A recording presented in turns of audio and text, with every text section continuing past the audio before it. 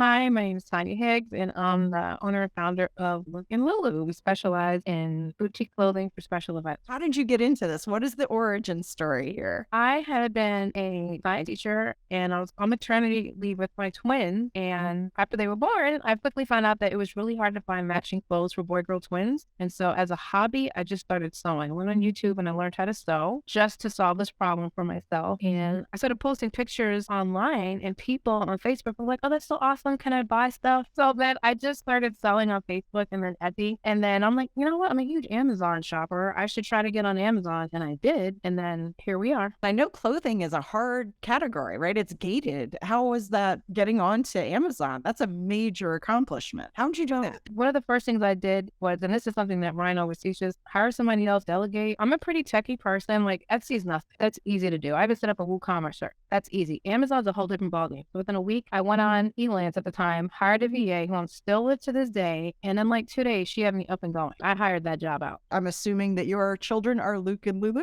That's really funny. So my children are actually Ava and Aaron, and I have 5 kids. And I wanted to name it Ava and Aaron, but then if you look at Ava and Aaron on a website, it's a lot of A's, and you can't misspell Luke or Lulu. And how old are they now? They're 10. What is this like for you now? Are you full time? How much time are you spending on this? I'm Wow. full time. This is my shop. I started off sewing literally like on my kitchen table, my sewing machine. I thought sewing was the coolest thing. And so I was just sewing. And as the orders would come in, I would just stop and I would just sew and I would drop it off to the post office. And then we created caveman costume. And it was on Amazon and it went bananas. That was when I first realized, oh, I might have a business. So I had to quickly find cut and sew company down here to help me do it and produce it. I was working like 10, 12 hours a day. I even sprained my wrist because I was doing so much like cutting and packing and everything. So then I realized, oh, this is like a viable business. So shortly after that, I got commercial space and moved into my current she shed that I love. There goes my amazing assistant.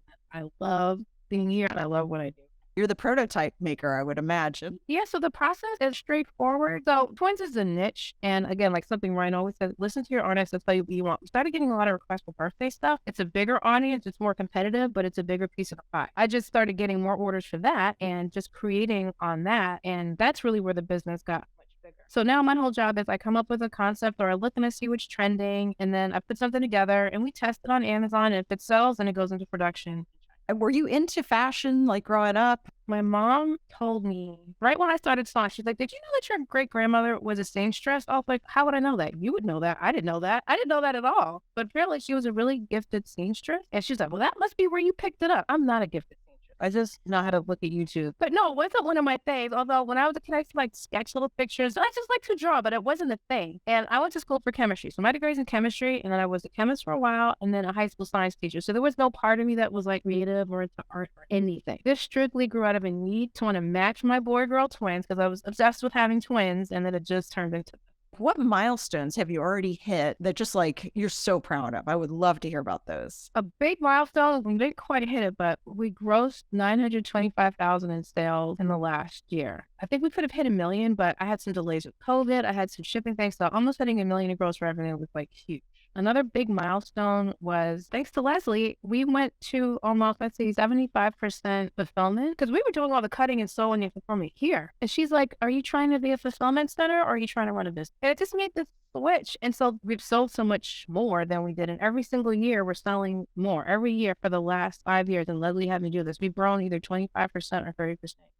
And then also, having my own workshop, like this is a really big milestone, getting commercial place and just being able to create and work from here. It's just me, my assistant, and then I have a VA in India. And I think next year we'll definitely hit 1 million in gross sales with a three-man company, a three-woman. Right. If you're selling on Amazon, you're selling on your own site, anywhere else that people would find it? We're selling on Walmart. Oh, what? Yeah, we got on Walmart.com. Dude, Walmart. oh my gosh, that's amazing. Now, Walmart was pretty easy. I thought Walmart was going to be hard. It was not. I applied. They let me in. We started selling. And one of my 90-day goals is now really be fully stocked on Walmart, start with the PPC. But I just started listing and started selling. So I'm like, all right, let's hit Walmart really hard next quarter. How are you finding your way along all that? I only started listening to Ryan 2 years ago, and it was my brother-in-law who was like, "Hey, you might like this guy." I was like, "Oh, wow, that's really cool." And I was just listening to the questions and the back and forth, and I was like, "Man, this guy's a genius. What?" So I Googled the hell out of him. I watched all his videos. I bought the book, and I'm a cheapskate and a bootstrapper. I signed up for the 1% like that. So how did I decide to get a VA and all that other stuff? It really just came down to necessity because I looked at the Amazon listing. I'm like, I can't do that. And every time I couldn't figure something out, I go, well, there's somebody else who knows how to do it. So like when I started hiring seamstresses, I would go there with my YouTube degree in sewing. Now this is how I do it. I don't know if it's right. And these women, they'd be like, okay. And then they showed me like how to really make stuff, how to read a pattern, how to cut fabric. So I've always kind of taken this tack that I don't know how to do it and I'm not going to be as good at it as you are. So I'll pay you to do it. I want to know enough so that I'm not getting ripped off and I know how to find the right people. So in the past year, it's become really important for me to learn some of the graphic tools like Photoshop and Illustrator. I know just enough to hire and to know this is good quality and this is the right price. I know just enough. What would you say is like a major mental shift that you have made? A huge, huge shift is I used to think I needed growth hack. Growth hacking was a huge thing. A couple years. I was always going down the hack rabbit hole, and there's a million of them. I'm on every conceivable marketer's list, and you just get overwhelmed. And that's not where the success is. I'm gone from thinking that I need growth hack to knowing for sure it's mindset. And kudos to Leslie again, who's amazing. In our first coaching call, we didn't talk about strategy. 30 minutes in, we're still kind of talking about me. And I'm like, whatever with all this bull stuff, like, how do I make $1 million?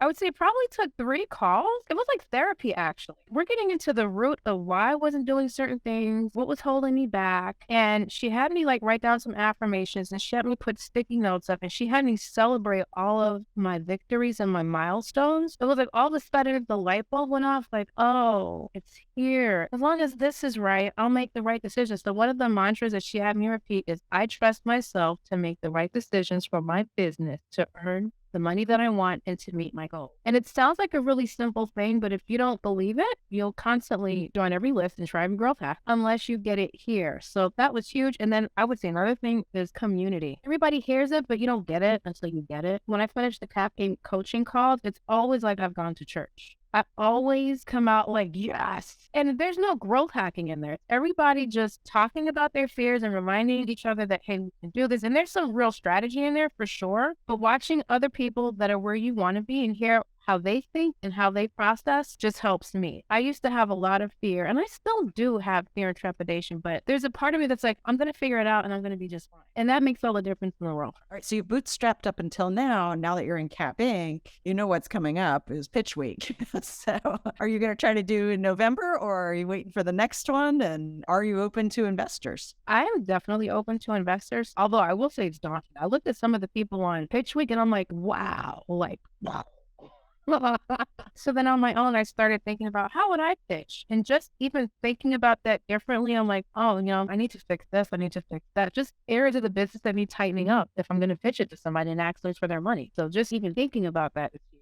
What's your long-term plan for this? This is my big, hairy goal. If you're familiar with like Hobby Lobby, I want us to be for apparel what Hobby Lobby is for moms and people that are really into those big milestones. If you want to plan a party, you go to Party City. You want to decorate your house, you go to Hobby Lobby. I want to be the place where people like, we're throwing a birthday party. I want you to think of Luke and Lulu. And it's more than just birthdays. It's Halloween, it's Christmas, it's Valentine's Day. It's all these major events that people celebrate. And people celebrate events with clothing all the time. People hold on to their wedding gown. They hold on to their prom dresses. They hold on to their christening outfit. Clothes make such a huge part of your story in life. And so I want to be that part. So when I have a customer saying, look, I rented out a museum and I need this outfit, it tells you how important clothing is to people. And so often we don't think about it, but it is. I've got clothes that I've had. I remember shirts that I slept in college and I can't bear to part with them. They mean something to me. So I want Luke and Lulu to be that company for those special moments. And if somebody's watching, like I could really use a copywriter to help me. What would you say is your favorite part right now of being in the incubator? All the amazing people. You're in this call and then you see all the faces pop up. And then you hear them talk about their business and you Google it, like Ruth Sukup. Like she just mentioned something. I'm like, who's Ruth Sukup? Oh my God. I immediately bought her planner. I'm like, 7-time New York bestseller author. What is she's in this group right here taking notes, like right alongside the rest of us? The community of people and also the camaraderie, because people that don't own a business have absolutely no idea how scary and lonely it is. It's a mental game with her every day to get up and push. And sometimes people will just be like, you can do it, blah, blah, blah. They don't get it. But when your cap 8 people tell you that, you're like, they get it. When they're pushing you along, it's because they get it and they've been there. That's the biggest thing. Being around like-minded people that are in the same struggle, that are winning, that are successful, and that are learning right alongside, that's huge. I'm writing down everybody's like contact information. I'm like, hey, I'm Tanya, because I'm like, this is an amazing network of people to be part of. It's not about growth hacks, it's not about strategies, it's about the people that you meet and how they inspire you and encourage you. I was telling my friend the other day, I'm like, I'm in a group and like the Honor of Miss Mary's mix is in there. Also, Element 26, ever did that? Yeah, that guy's in my group. Like, it's amazing. What would be the best advice that you would love to just pass along? Make the most of the membership. Show up, talk in the Facebook group, show up to the coaching calls, ask questions, because that's where all the power is. So like Travis Ziegler. Now, actually, Travis Ziegler is great for growth hacks because I'm part of his profitable pineapple, and every time he sends out an email, it's chock full of stuff. You just learn so much. Like my inventory software, I got from my coach who I found in the 1%. My PPC agency quartile, I found from Travis, is the group. You will find really important tools, but you're elevated. But I would just say that the most important thing is stay in and plug in, because you're going to go from like here all the way to here just by rubbing shoulders with people that are successful, and you're going to start thinking differently. So plug in, be part of the community. Even if you don't want to, even if you feel like, I don't need this call, you do need the call. You need to log in and just sit there and listen and just get your church, your therapy session on. That's going to be the best. What drives you? I really want to leave a legacy for my children and my family. Like, it's not about me anymore. I just really want to make my family proud, and I want to leave something. Like, one of the things that I love the most is that my kids love the fact that I'm a business owner. They love telling their friends, my mom has a business. My mom is an Amazon business. And I really love that. I love being a mom business owner. I love being a role model. It's not an ego trip, but I mean, it's just great that, I can provide for my kids, and that when they get older, here, you can take this business, or if I sell it, here's your inheritance. That's really what it is. So you have 5. How old is the oldest? 26, 21, 17, and then I have the 10-year-old twin. Luke and Lulu was created